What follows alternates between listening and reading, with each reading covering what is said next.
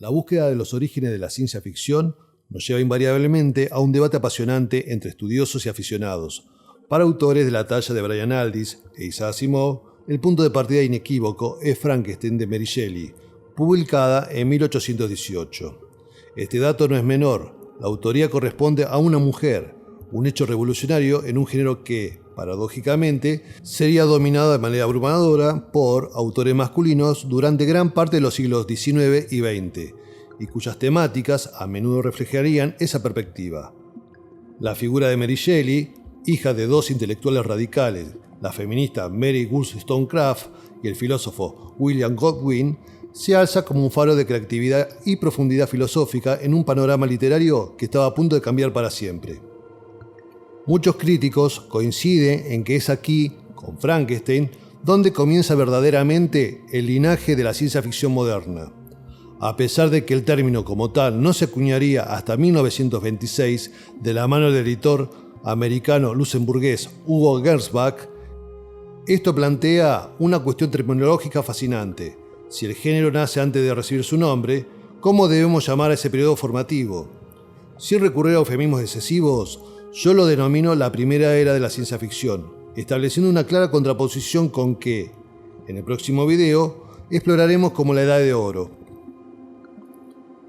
Esta primera era representa el periodo de gestación donde los temas, tropos y preocupaciones centrales del género fueron concebidos y desarrollados.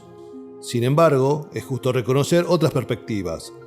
El eminente estudioso y crítico John Clute, por ejemplo, prefiere el término proto-ciencia ficción, un concepto que sugiere una fase embrionaria donde las ideas estaban presentes, pero aún no se habían codificado en un género literario independiente y autoconsciente. Esta etapa se caracteriza por una tensión creativa constante entre el impulso fantástico y el deseo de anclar lo maravilloso en los límites de la razón y las ciencias decimónicas. Frankenstein, o el moderno Prometeo, no es solo un relato gótico sobre un monstruo, es una profunda reflexión sobre la responsabilidad científica, la ambición desmedida, la naturaleza de la vida y el rechazo social hacia lo diferente. Lo que la distingue fundamentalmente de los relatos de fantasía anteriores es un mecanismo narrativo. Víctor Frankenstein no es un hechicero que invoca demonios, es un estudiante de medicina y química obsesionado con los secretos de la vida. Su método, aunque nebulosamente descrito, se basa en los debates científicos de la época.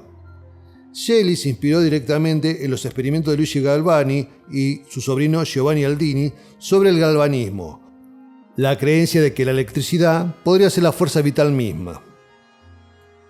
Aldini llegó a realizar macabras demostraciones públicas aplicando corriente eléctrica a cadáveres de criminales ajusticiados, haciendo que sus músculos se contrajeran de forma espantosa. Mary Shelley tomó este fenómeno científico real y lo extrapoló a su límite lógico. Si la electricidad puede hacer mover un músculo muerto, ¿podría infundir vida a un cuerpo completo? Este salto especulativo, basado en la ciencia de su tiempo, es el acto fundacional de la ciencia ficción. La garantía de posibilidad ya no provenía de los dioses o la magia, sino del laboratorio. El monstruo de Shelley es, por tanto, la primera gran metáfora de la tecnología deshumanizada, un tema que resonará a lo largo de toda la historia del género. Casi 2 décadas después de Shelley, otro maestro de lo macabro, Edgar Allan Poe, aportaría su genio peculiar a este incipiente género.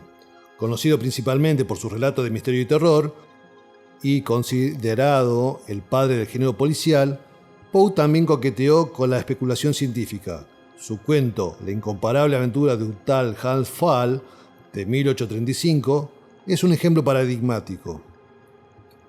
Aunque en su superficie es una sátira que se burla de los viajes lunares y la credulidad humana, Poe se tomó el trabajo de dotar a su relato de una sorprendente verosimilitud técnica. La descripción del globo aerostático, el mecanismo para condensar el aire y la atención a los problemas fisiológicos que sufriría el protagonista, como la necesidad de oxígeno y los efectos de la descomprensión. Demuestran un interés genuino por los detalles científicos. Poe investigó los avances más recientes en aeronáutica y física para construir su narración. No se contenta con decir que Hans Pfaall llega a la Luna, nos explica cómo, enfrentando y resolviendo, de manera ficticia pero plausible, los obstáculos que la ciencia de la época reconocía. Este afán por la minucia técnica sería una herencia directa para Julio Verne. Otro cuento menos conocido, pero igualmente significativo, es Von Kempelen y su descubrimiento, de 1849. Aquí, Poe aborda el sueño de la alquimia desde una perspectiva casi materialista. La historia sugiere que un científico ha logrado transmutar plomo en oro. Lo fascinante es que, desde nuestra comprensión moderna de la química, Poe no estaba completamente equivocado. En la tabla periódica de los elementos, el plomo y el oro son metales pesados cercanos, y la transmutación, aunque imposible con la química del siglo XIX, se convirtió en realidad con el desarrollo de la física nuclear y los aceleradores de partículas en el siglo XX. Poe, una vez más, intuyó una posibilidad científica que su época no podía realizar. Es evidente que Poe no hacía una ciencia ficción pura. Sus relatos están imbuidos de sátira, ironía y su característica atmósfera gótica.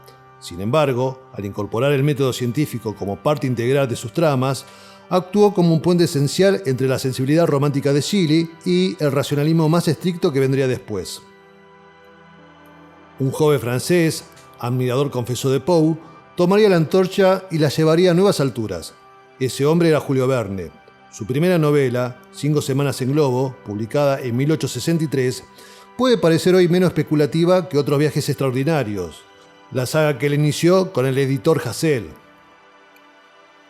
Sin embargo, estableció la fórmula verniana: tomar una tecnología existente, el globo aerostático, y llevarla a sus límites prácticos más extremos, combinándola con una exhaustiva labor de documentación geográfica, botánica y zoológica. Lo que le da el toque de ciencia ficción es la idea de lograr una hazaña. En este caso, cruzar África de este a oeste, de una manera que, aunque técnicamente posible, era impracticable en ese momento, creando así una realidad alternativa basada en la extrapolación. Sin embargo, fue con su segunda obra, Viaje al centro de la Tierra, publicada en 1864, donde Verne se sumergió de lleno en la especulación audaz. La idea de una tierra hueca era un concepto antiguo, con raíces en la mitología y la teología, pero para la década de 1860 ya estaba siendo refutada de manera contundente por la geología. Lo más interesante es que Verne era consciente de esto. A través del personaje de Axel, plantea dudas científicas perfectamente razonables. ¿Por qué la temperatura no aumenta de forma sostenible? ¿Por qué está el magma? ¿Cómo puede existir el mar y un cielo iluminado por fenómenos de aurora boreal en las profundidades? Verne no ignora la ciencia, la manipula de forma creativa para servir a su imaginación. Encuentra una explicación, aunque endeble, en la teoría de un científico real, Sir Humphrey Davy, sobre la posible no existencia de un núcleo fundido. Este respeto por la autoridad científica, incluso cuando se la fuerza, es una característica verniana. A pesar de sus imprecisiones, Viaje al centro de la Tierra es una obra fundamental porque popularizó la idea de la aventura, y el descubrimiento podían hallarse no solo en mapas inexplorados, sino también en los dominios de la hipótesis científica. A partir de aquí, Verne se consolidaría como el gran divulgador de la ciencia a través de la ficción, lo que Isaac Asimov definiría acertadamente como el primer escritor profesional de la ciencia ficción. Un autor que sistematizó y comercializó el género como nadie antes. Si Verne era el profeta de la tecnología, su contemporáneo británico, Herbert Orwell, fue el profeta de las ideas. Wells, formado en biología bajo la tutela de T.H. Huxley, abrazó la teoría de la evolución, la aplicó a la especulación social y científica de una manera radical. Sus 3 novelas más famosas de esta era son pilares indiscutibles. Tenemos a La máquina del tiempo, publicada en 1895, donde Wells no solo inventa un artefacto, conceptualiza el tiempo como una cuarta dimensión espacial, una idea que estaba comenzando a discutirse en círculos científicos. Su viajero no va a un pasado histórico, sino a un futuro evolutivo, lejano, donde la humanidad se ha escindido en las élites ociosas y degeneradas, los Elois, y los trabajadores subterráneos y brutales, los Morlocks. Es la primera gran novela de ciencia ficción sociobiológica, una extrapolación de las luchas de clases de la era industrial a una escala cósmica y temporal. El hombre invisible, de 1897, en la que Wells toma un tema de la mitología y lo somete al escrutinio de la óptica. Su explicación científica, alterar el índice de refracción del cuerpo para que no se desvíe la luz, es tan convincente como el profundo estudio psicológico de su protagonista, Griffin. Este personaje encarna el arquetipo del científico loco, no como un genio malvado, sino como un hombre cuya ambición y alienación lo llevan a la misantropía y la locura. Wells explora las consecuencias personales y sociales del poder científico sin ética.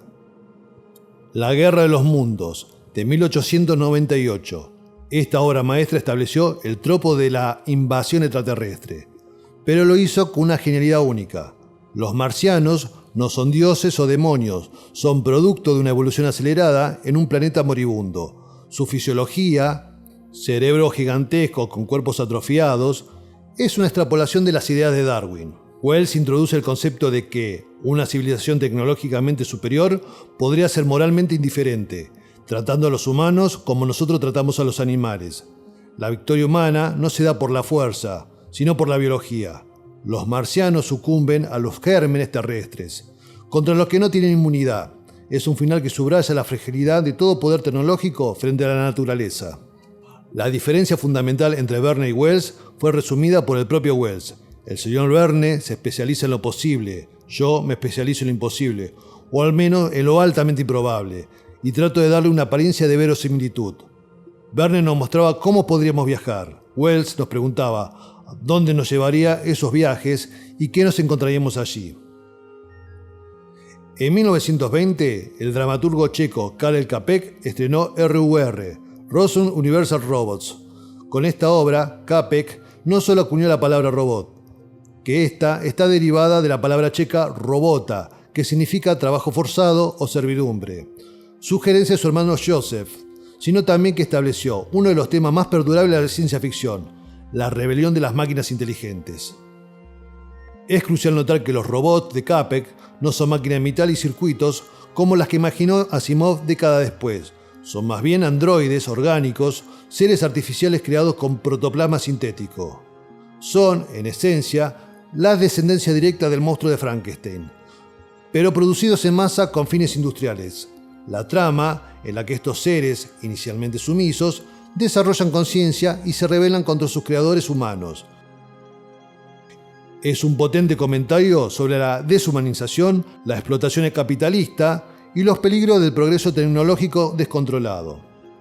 El eco de RUR resonará en innumerables obras, desde Terminator hasta Blade Runner, consolidando el robot como símbolo central de las ansiedades modernas. Mientras estos gigantes literarios sentaban las bases, en Estados Unidos, un editor e inventor llamado Hugo Gernsback estaba preparando el escenario para la siguiente fase. Hola, si llegaste hasta acá y te gusta el video, dale un like. Y si no estás suscripto, puedes hacerlo activando el botón. Para notificaciones, no te olvides de activar la campanita.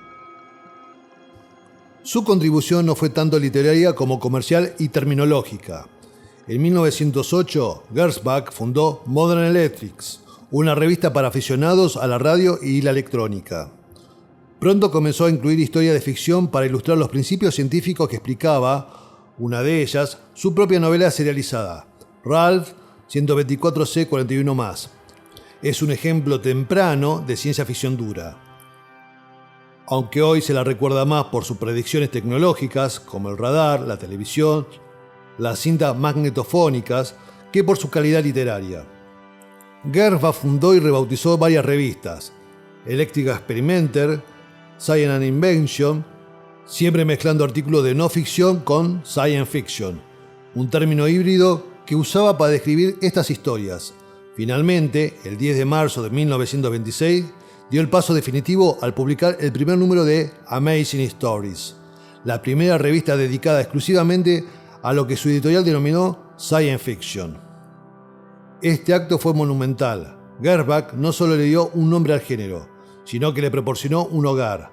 Amazing Stories creó un espacio dedicado donde los autores podían publicar, los lectores podían encontrar contenido específico y una comunidad podía formarse en torno a estas ideas. Aunque la calidad literaria de los relatos publicados en sus primeros años era a menudo como de baja calidad, según lo citaría el propio Asimov, Gersbach democratizó el género, sacándolo de los salones literarios y llevándolo a las masas a través de las populares revistas pulp. La primera era de la ciencia ficción, que abarca desde El monstruo solitario de Shelley en 1818 hasta la fundación de Amazing Stories en 1926, fue un periodo de experimentación y descubrimiento. Fue la era de los pioneros que, armados con las herramientas de la ciencia y la imaginación, definieron las preguntas esenciales que el género seguiría explorando. ¿Cuál es el precio del progreso? ¿Qué significa ser humano? ¿Qué secretos aguardan en las fronteras del espacio? El tiempo y el conocimiento. Con estos cimientos sólidamente establecidos, el escenario estaba listo para la explosión creativa de la Edad de Oro.